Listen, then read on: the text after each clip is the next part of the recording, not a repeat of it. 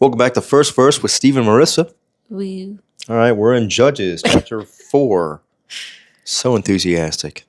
This is titled Third Period, Deborah and Barak, or is it Barak? We're going to go with Barak. Oh, see, I want to go with Barak because Barak makes me think of someone else. Okay, let's go with Barak then. I'll try to remember that. Technically, that certain someone got his name from this certain someone, so I'm going to go with Barak. Yes. Oh, We surprised. had it first. Okay. Yeah, it was in here first. This was before any of the United States stuff. Okay, chapter 4, verse 1. After Ehud died, the Israelites once again did evil in the eyes of the Lord. I always find it interesting that it says they did evil. Like, it wasn't that they sinned. It wasn't that they did bad things. No, they did evil. Yeah. Every time the Bible mentions that, typically it's that the Israelites turn to false gods. Yeah. And that is, I think that's chief. I think that's number 1 on the 10 Commandments. Thou shalt not have no other gods before me. Why? Because that is the one sin that can lead to all the others. So the Lord sold them into the hands of Jabin, a king of Canaan, who reigned in Hazor. It's like a gateway drug. A gateway. Hazor is north of the Sea of Galilee. I was just curious where that is. The commander of his army was Sisera. Oh, I think we've read through this before. Who lived in Harosheth Hagoyim because he had 900 iron chariots and had cruelly oppressed the Israelites for 20 years. They cried to the Lord for help. Deborah, a prophetess, the wife of Lapidoth.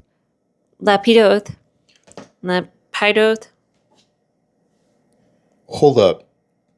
A prophetess? Oh my gosh. Oh my gosh. Let's get controversial here. She's a prophetess. Was leading Israel at that time. And she wasn't just a prophetess, she was leading Israel. A man is only able to lead the congregation. God don't make mistakes. Well, she was also married. So, like, it wasn't like she was leading totally by herself. Like, she had a husband. Even better. She held court under the Palma Deborah between Ramah and Bethel in the hill country of Ephraim, and the Israelites came to her to have their disputes decided. She sent for Barak, son of Abinoam, from Kadesh in Naphtali, and said to him, The Lord, the God of Israel, commands you, go take 10,000 men of Naphtali and Zebulun and lead the way to Mount Tabor. I will lure Sisera, the commander of Jabin's army, with his chariots and his troops to Kishon River, and give them into your hands. Barak said to her, If you go with me, I will go, but if you don't go with me, I won't go. Man. Like, he couldn't just go? No. Verse 9, Very well, Deborah said, I will go with you, but because of the way you're going about this, the honor will not be yours, for the Lord will hand Sisera over to a woman. So Deborah went with Barak to Kadesh, where he summoned Zebulun and Naphtali. 10,000 men followed him, and Deborah also went with him. I'm going to look at notes, because, man, there's, like, a lot going on in this, like, short amount of 10 verses.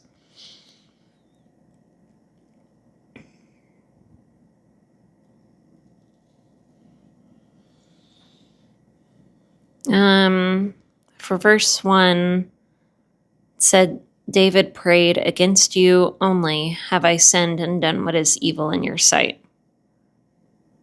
Like, basically saying all sin is evil toward God. Nothing more is known about Jabin. Joshua had defeated a king by that name years earlier and burned the city of Hazor to the ground. Either the city was rebuilt by this time or Jabin was hoping to rebuild it. This is the only time during the period of Judges when the Israelites' enemies came from within their land. The Israelites had failed to drive out the Canaanites. These Canaanites had regrouped and were attempting to restore their lost power. If the Israelites had obeyed God in the first place and had driven them out from the land, this incident would have never happened. Yep. And then chariots were basically the tanks of the ancient world because they were made of iron or wood. They were pulled by 1 or 2 horses, or some of the most powerful weapons of the day. Some chariots even had razor-sharp knives extending from the wheels, designed to mutilate helpless foot soldiers. What? Yeah. If any of you saw the movie Ben-Hur, the famous horse chariot scene where they're going around and around in the Colosseum.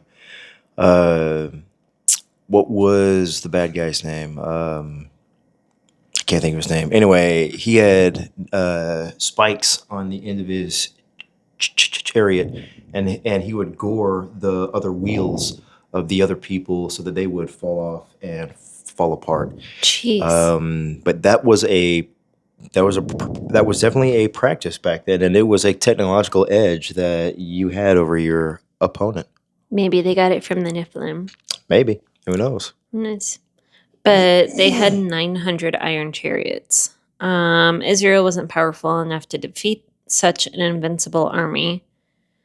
Therefore, Jabin and Sisera had no trouble oppressing them until a faithful woman named Deborah called upon God.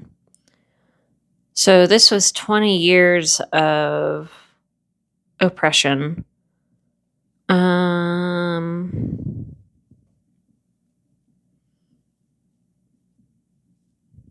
trying to find a good...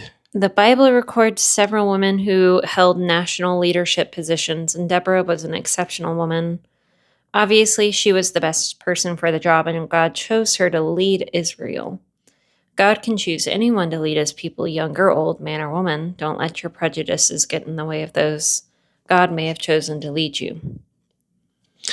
This is one of those instances in the Bible where a woman leads. And it's great. I think out of all the things I love in the Bible, I love it when it stirs the pot and ruffles the feathers of the religious. So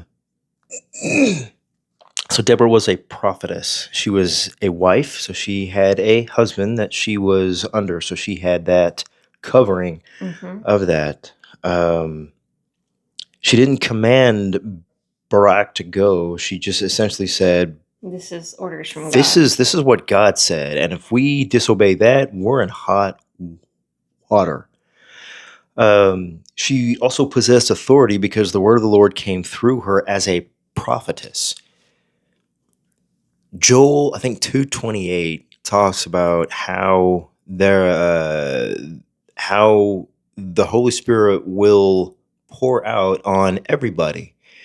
Maidservants, men and women alike. Now that's regarding the last days, which are the days we are in.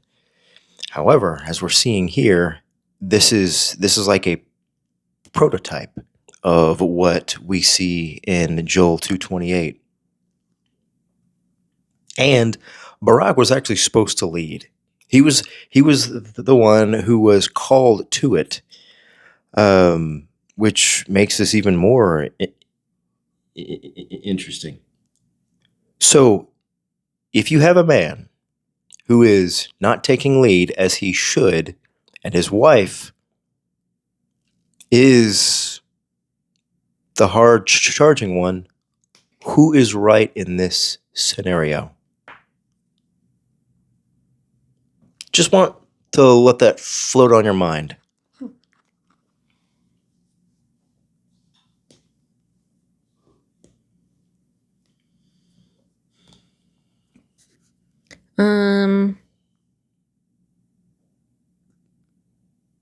Interesting. We don't really see much about Barak's character. But apparently his request for Deborah to go with him shows that at heart he trusted human strength more than God's promise. A person of real faith steps out at God's command, even if he or she must do it alone. And then, how did Deborah command such respect? She was responsible for leading the people into battle, but more than that, she influenced them to live for God after the battle was over. Her personality drew people together and commanded the respect of even Barak, a military general. She was a prophetess whose main role was to encourage the people to obey God. Those who lead must not forget about the spiritual condition of those being led. A true leader is concerned for persons, not just success. Do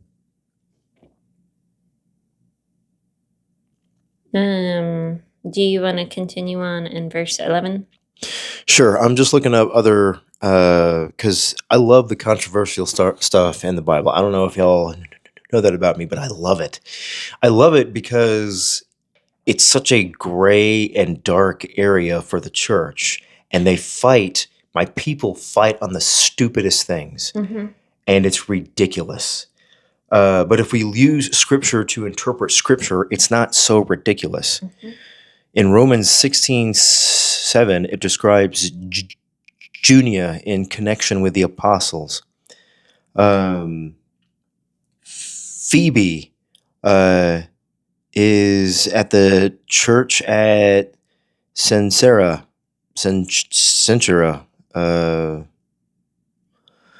Anyway, she's in Romans 16:1.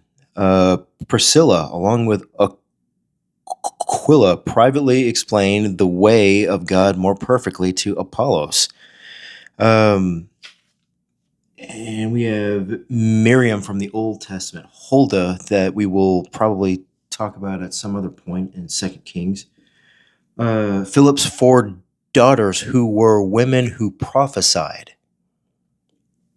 Everybody can hold this office. It's a matter of what authority they have. Euodia and Cynthia, people who are, Paul says these women labored with me in the gospel. And older women mentioned in Titus 2, specifically mentioned to train up the younger generation.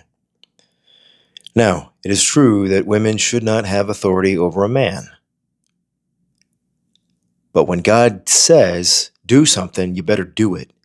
It doesn't matter if it's coming through a woman or a child at that point. So, put down your rocks, open your books, and let's read the Bible. You said Judges 11? Yeah. 4:11. Now, Heber the Kenite had moved away from the Kenites, who were descendants of Hobab, Moses' father-in-law. He pitched his tent at the oak. Mine says brother-in-law. All right. Well, there's a huge debate over. And then my note says Hobab. or father-in-law. We talked about that in one of the very first episode. So refer back to there. I think it's actually on a short. But anyway, his father-in-law, or either way, he's an in-law. Okay. Now, Heber, the Kenite who had moved away from the Kenites, who were descendants of Hobab, one of Moses' in-laws, he pitched his tent at the oak in Zanaim near Kadesh. Then they told Sisera that Barak, the son of Abinoam, had gone up to Mount Tabor. So Sisera summoned all 900 iron chariots and all the people with him from Haragasheth Hagaim to the river Kishon. Then Deborah said to Barak, "Get up, for this is the day the Lord has given to Sisera into your hands.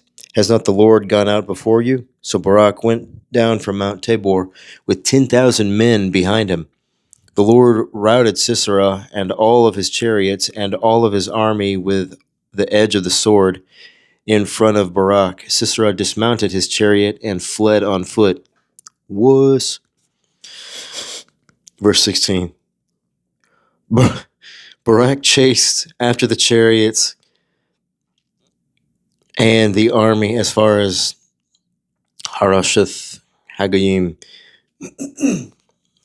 The whole army of Sisera fell at the edge of the sword. Not a single man survived. Sisera fled on foot to the tent of Jael, the wife of Heber, the Kenite, for there was peace between King Jabin of Hazor and the family of Heber the Kenite.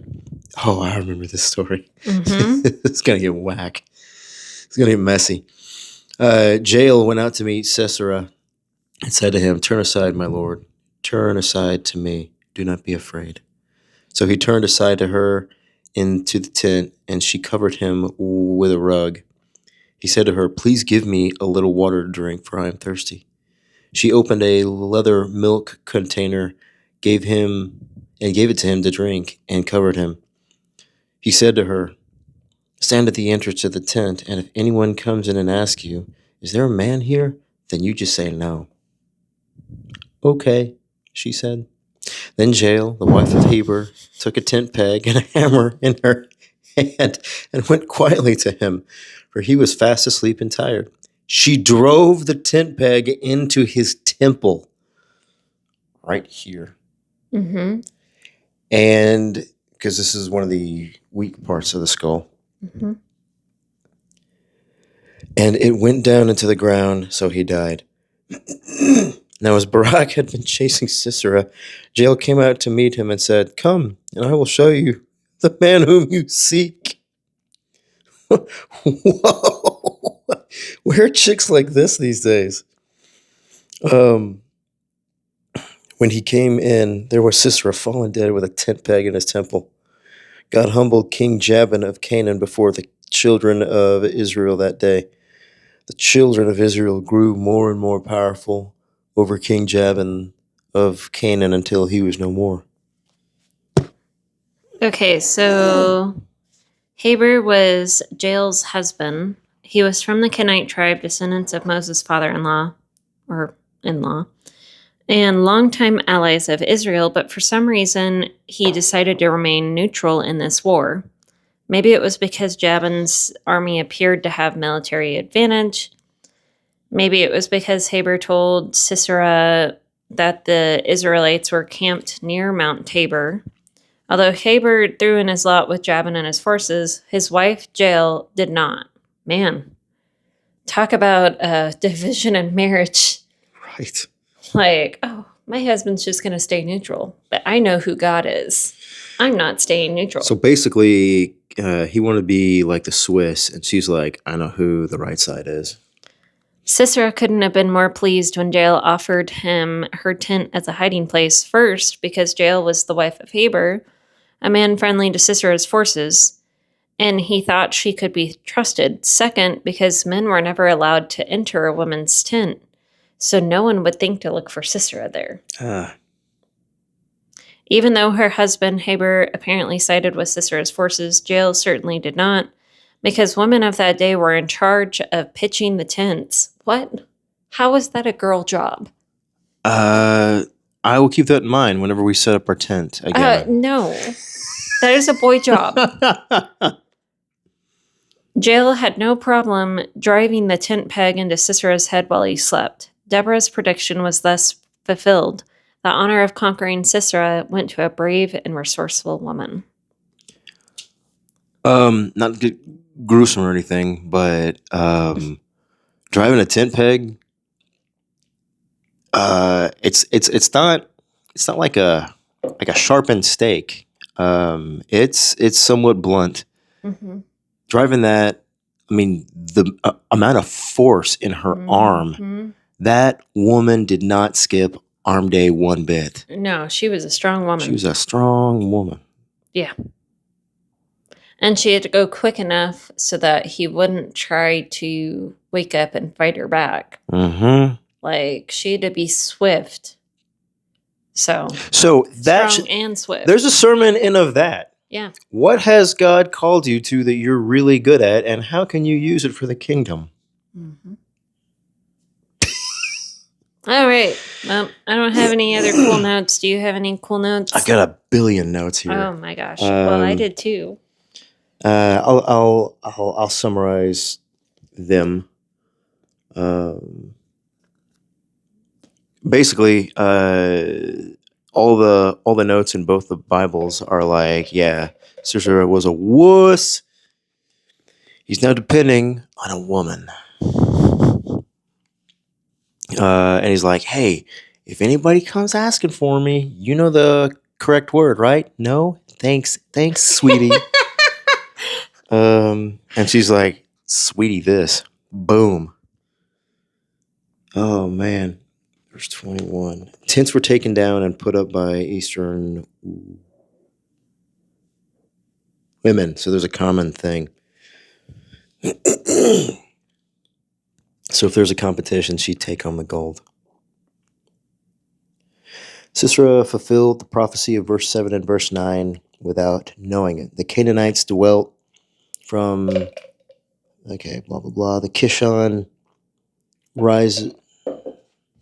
These are more geographical notes, which doesn't help. No. Well, I have a map over here. So, like, if you look over here, hon, here's the Harosheth Hagoyim, here's the Kishon River, there's Kadesh. And Mount Tabor was right next to it. So it was about 20 miles away. That dude booked it. He is out of there. Having Jehovah in the battle made a great difference for Israel. Had fought with Sisera before and had not overcome him. So he was puffed up with pride. I've got my chariots. You've got flesh and bone. Let's see who is going to overcome one another. This left the Canaanite army without their leader, so they were easily followed and destroyed by Barak and his men. No doubt the angel of the Lord so confused the enemy that many ran into each other and chariots were overthrown. Yeah, you know what? That's a good point. Without a conductor or someone to figure out the flow, these chariots were taking out each other. Awesome. All right, so we got Deborah and Jael in one chapter. I don't think they met, but if they did, they'd probably shake hands. Jael would probably have to wash her hands first.